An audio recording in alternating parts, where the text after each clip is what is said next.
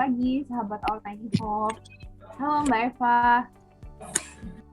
Apa Pagi kabar? Mbak. Iya, pagi teman-teman semua. Mbak Eva juga, apa kabar? Semoga kita semua dalam keadaan sehat ya di Sabtu. Kalau di sini sih di Jakarta mendung hujan gitu ya, gerimis-gerimis. Nah, tapi semoga tidak menyurutkan semangat kita semua untuk sama-sama praktek yoga gitu ya di pagi hari ini. Nah, sekarang sudah ada 36 orang ya, termasuk saya dan juga Mbak Eva di Zoom kelas ini. Nggak apa-apa, kita mulai aja sambil nanti mungkin menyusul. Nah, sebelumnya teman-teman, terima kasih sudah join dan berpartisipasi di acara yoga class untuk program hamil ini gitu ya. Teman-teman, jangan lupa siapkan matras yoganya ya. Jadi kami menyarankan kalau nanti untuk mencoba langsung itu adalah dengan menggunakan matras yoga gitu. Jangan pakai handuk atau mungkin di lantai gitu ya Mbak Eva ya, kan untuk safety issue-nya teman-teman juga dan kenyamanan. Oke. Nah, baik, mungkin sebelumnya ngobrol-ngobrol dulu bentar ya Mbak Eva ya. Mungkin bisa diceritain ini Mbak Eva awalnya gimana bisa mendirikan Saskara ya bacanya ya? Iya. Ya, Saskara, kemudian instruktur yoga gitu ya. Mungkin dari pengalaman-pengalaman sebelumnya mungkin bisa di-sharing ke teman-teman All Time Hop. Oke, kalau yang teman lama mungkin sudah pada tahu, tapi yang kalau baru-baru mungkin banyak yang nggak tahu. Jadi sebenarnya saya tuh nggak ada niatan untuk buat kelas khususnya fertility yoga ya. Jadi pertama kali itu keguguran ketika saya kan IVF, dan keguguran yang pertama kali itu saya sama seperti teman-teman yang di join di Our Tiny Hop gitu ya, yang kayak depresi lah, terus apalagi menjauhkan diri gitu kan. Di situ saya kemudian perlahan-perlahan mencoba untuk bangkit gitu lah istilahnya gitu. Singkat cerita pokoknya saya tuh mulai, jadi setelah keguguran yang pertama saya cari exercise apa yang cocok buat saya, karena memang saya juga nggak pernah jarang olahraga gitu kan. Lalu kemudian saya salah satu pilihan sekian banyak yang saya cari jurnalnya, artikelnya, semua di internet itu adalah yoga. Dulu saya mikirnya yoga itu kayak cuman stretching gitu doang gitu ya. Jadi terus sudah kayak gitu, saya ikut, ternyata saya, tidak seperti yang saya pikirkan gitu. Lebih daripada itu tentang yoga gitu ya. Itu yoga tuh kayak seperti membuka luka dan trauma saya semakin mendalam gitu kan. Yoga juga ngajarin saya untuk mengembalikan diri saya. Yoga ngajarin saya buat untuk mencintai diri saya lebih lagi. Lalu kemudian yoga mendekatkan saya lebih lagi kepada Tuhan dan semesta. Di situ saya sadar bahwa saya selama ini tidak mau menyertakan Tuhan dan semesta gitu untuk supaya setiap saya menjalani hidup saya itu tuh kayak gini loh, kamu nggak bisa Fah gitu, kayak kamu nggak bisa kamu berdiri sendiri gitu, ada sesuatu di luar ini, di luar kuasa kamu yang kamu harus menyadarinya kayak gitu. Itu juga saya sampai saya sadari ketika dokter saya yang kedua.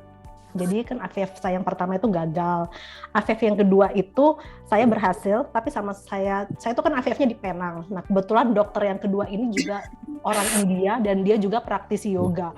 Jadi saya ingat banget si dokter itu bilang gitu, Fah kamu nggak bisa melakukan segala sesuatu di luar kuasa kamu. Kamu keluar, dia bilang, kamu habis dari sini, dia bilang, kamu pergi ke taman, kamu stay, duduk di taman itu, diam saja, kamu nggak usah do nothing, and then close your eyes, kata dokternya bilang gitu.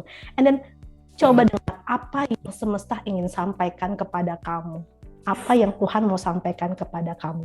Situ saya tuh langsung kayak nangis, kayak yang aduh, benar-benar di situ saya nyadari bahwa saya ada satu part yang saya hilang di dalam diri saya adalah untuk mencintai saya sendiri. Segala sesuatu ada prosesnya.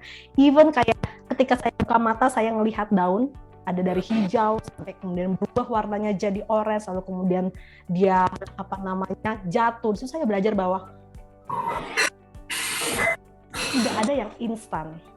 Saya maunya instan dan terburu-buru. Segala sesuatu ada waktunya, ada prosesnya, tujuan kamu hanya ikut aja alurnya, tapi bukan berarti tidak melakukan apa-apa ya gitu. Di situ lalu kemudian saya masih ingat banget, saya ngambil teacher training itu buat diri saya sendiri sebenarnya. Saya ingin supaya lebih tahu lebih dalam, kalau ada orang lain yang ingin saya bantu, saya bisa bantu gitu. Saya ambil dengan biaya yang pas-pasan, sekali lagi karena IVF membutuhkan uang yang banyak, sekali lagi ini bukan mau saya, tapi Tuhan kayak menggiring saya untuk sampai sekarang ini. Jadi kayak ada aja. Saya ketika ikut teacher training itu nggak murah ya teman-teman. Kalau ada yang tahu ikut yoga itu 2 digit harganya, itu tuh saya bayar cicil. Lalu saya bayarnya cicil yang ada aja duitnya, karena emang buat saya sebenarnya. Lalu kemudian akhirnya saya lulus, sudah gitu saya singkat cerita saya hamil, lalu kemudian saya melupa, karena saya pernah janji ketika keguguran saya 2 kali ya keguguran yang kedua itu saya janji sama Tuhan, saya pengen pakai diri saya untuk bantu banyak orang-orang, terserah mau kayak apa caranya gitu. Lalu kemudian ketika saya hamil, saya sudah ngurus anak, terus tiba-tiba saya lupa gitu janji saya gitu. Sampai ada teman saya datang ke saya, Pak, ayo dong, ajarin dong yoga. Tapi awal itu teman itu bilang gini, saya udah mulai sakit-sakit nih badannya. Lutut saya udah mulai sakit, semua pokoknya kayak gitu kan. Ya udah deh, yuk, bilang gitu. Sama teman-teman aja gitu yoga. Dan mereka tuh ngerasa kayak, ya anaknya Eva, aku jadi segerak kayak gitu, kayak lebih sehat, lebih semangat kayak gitu. Oh ya udah. Terus tiba-tiba saya teringat Tuhan tuh kayak setil saya. Kamu pernah janji loh sama saya kayak gitu kan. Akhirnya, aduh Tuhan, mati saya masih ngurus anak, masih capek, masih aduh. Dan saya juga setelah melahirkan itu tensi saya naik terus, nggak pernah turun gitu kan. Jadinya, aduh ini mau gerak nih, harus gerak nih.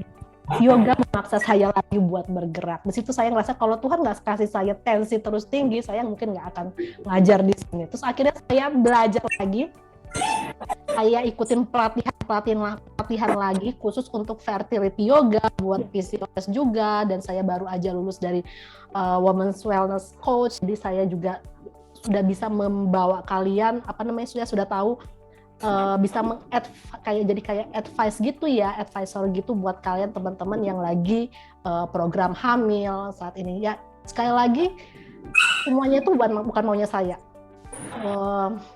Tuhan yang sudah kayak kasih aja lainnya gitu buat saya, buat bantu. Jadi ini adalah cara saya untuk membalas utang saya kepada Tuhan dan semesta. Jadi kalian bisa lihat harganya sangat murah banget kalau kalian cari di mana-mana fertility yoga buat di luar aja, harganya tidak murah. Saya ngeliat ini kok pada nyesek ya harga-harganya, kayak di luar negeri gitu tuh mahal ya.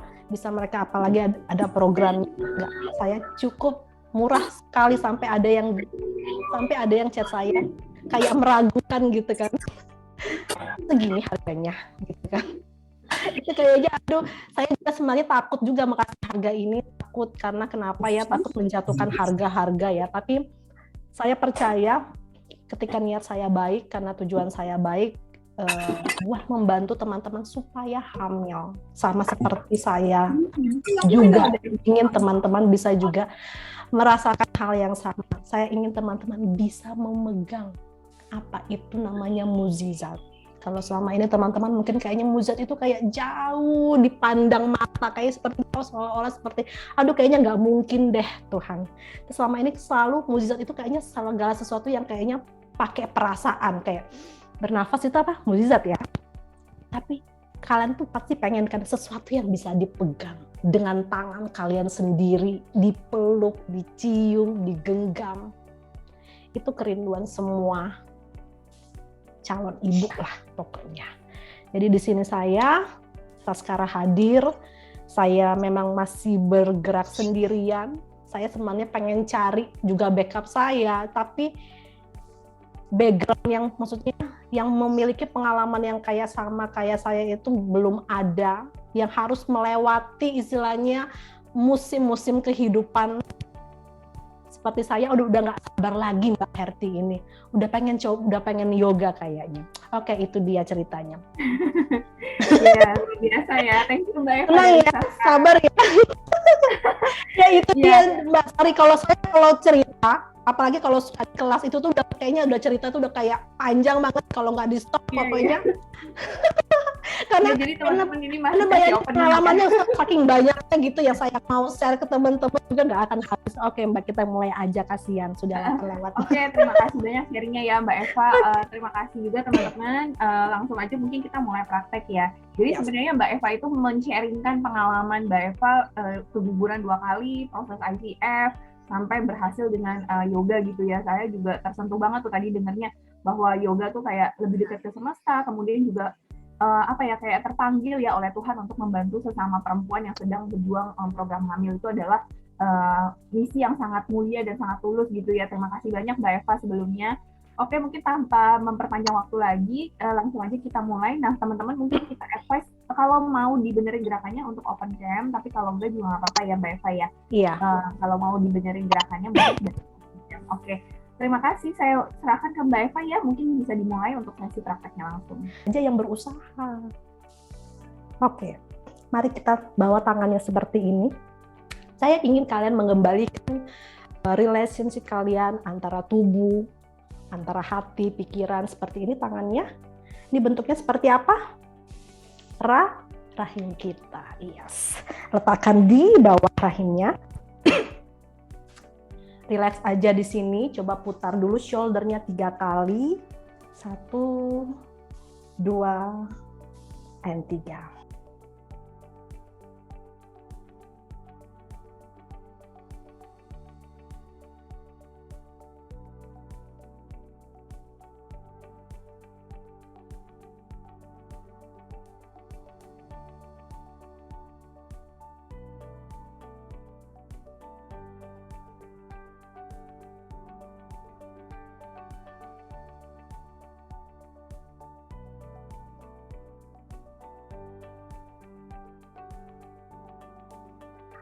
Terima kasih teman-teman hari ini. Thank you Mbak Eva, makasih ya Mbak Eva. Luar biasa ya teman-teman. Gimana? Iya, gerakan yoga ternyata ya punya filosofisnya ya, lebih mengenal tubuh ya, dekat dengan Tuhan, semesta ya. Jadi tadi beberapa gerakan juga membiarkan energi positif ya tetap mengalir gitu ya Mbak Eva.